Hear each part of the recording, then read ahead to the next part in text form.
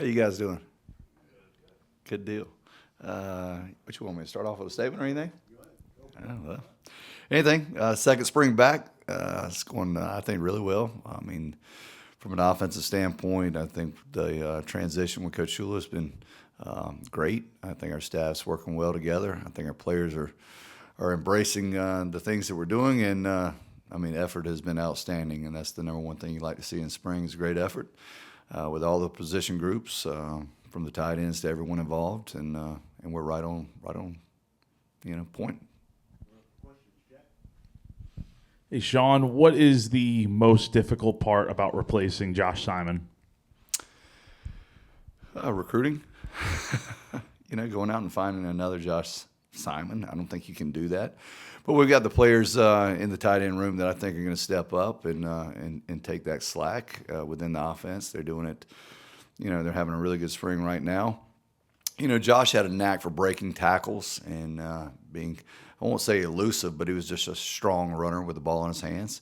And I think we have several guys in that room that can do that as well.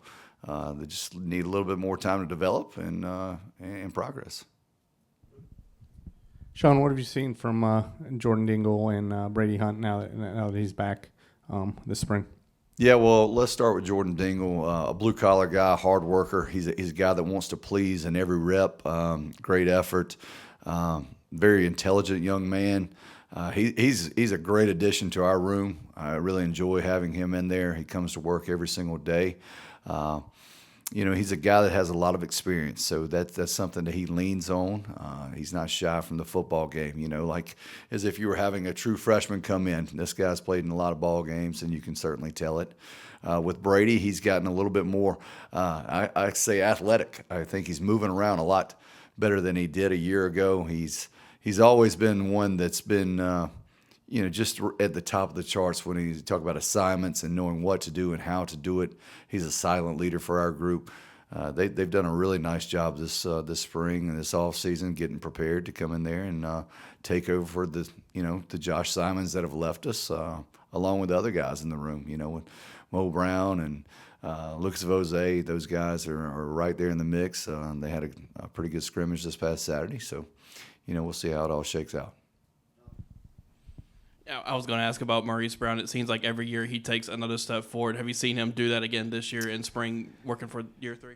That's the great thing about sports. When you see guys take steps forward, Mo's special teams, and then he got a little bit more involved a year ago, and he's taking the next step. He's one of the more explosive players that we have with the ball in his hands. I think he.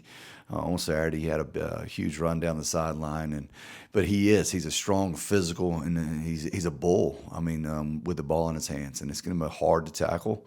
The strength and the speed that he brings is something that's is pretty intimidating, to be honest with you. I know he was on the sideline Saturday, and he had a secondary defender come up on him, and he lowers the boom on him and continues running, just right through him, and that's something we love to see in that room. The physicalness that he brings is at the top.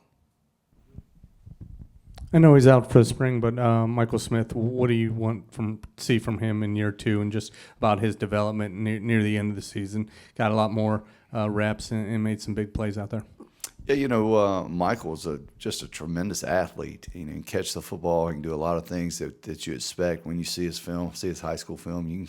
If he can catch it in high school, he can catch it in college. It's coming in and really being a dominating player at the line of scrimmage and on the perimeter, understanding the concepts of, what it takes to do both, because he's a special athlete that can do it out there in the perimeter and also in the inline blocking. And that's something that he has to understand. He didn't do a lot of that throughout his high school career, but when you put him down there on the line of scrimmage, how much different it is from being out there on the perimeter. So I want him to be stronger in the run game. I want him to kind of really use his physical presence, because he's a big, strong man and overpower people. And just understand the game of football can be fun, both on the perimeter catching the football and in there drive blocking and moving men against their will.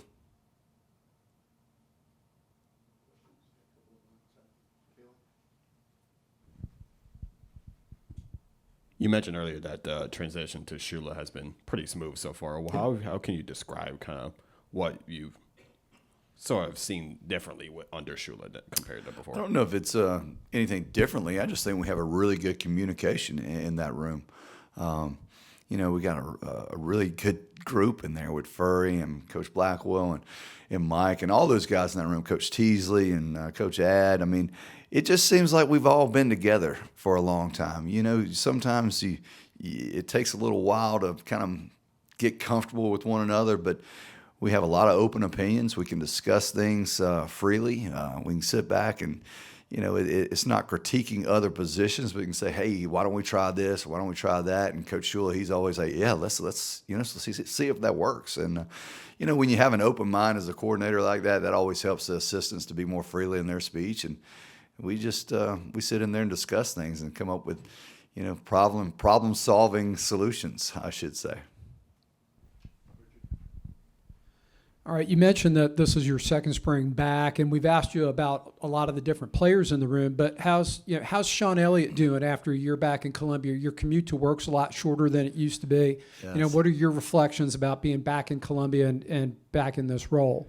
Well, certainly, from a football aspect of it, from this time last year to now, I was just coming in. I'm learning a new offense. I'm learning new players, positions. I mean, everyone involved. I was the odd man out. So you kind of try to find your niche and see where that is. And, to this point, after a full year being back, like I said, it's real comfortable now. I mean, truly smooth. And like I said, you can just kind of be yourself. You don't have to sit there and listen so much. You can speak your mind a little bit more. But it's fantastic being back here in Columbia. And like I said last year, I don't feel like I ever left. But just being back, it's a tremendous honor to be here at South Carolina and to be working with these young men, to be here at the University of South Carolina.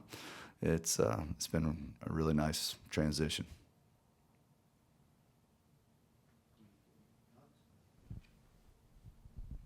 From this point to the spring game, what's the next step you want to see from your tight end room from that point on? We're only halfway through, so spring is such a short amount of time you make strides in spring, but you don't make huge jumps in spring. 15 days, and you got 2 in helmets, which whatever you want to take from those days. No, those aren't playing football. And then you have a spring game that's, so you only have a few opportunities. But what I would really like to see is explosiveness out of that group. When the ball's in their hands, going downfield, making the runs after catch, doing the things that are going to put us in position to be a powerful offense. And I think when you take a tight end position and you can have a guy that can play in the perimeter with great success, whether it's on the perimeter blocking or in the throw game, then you're going to be a tremendous offense. And I would like to see our guys take it to the next level out there in the perimeter.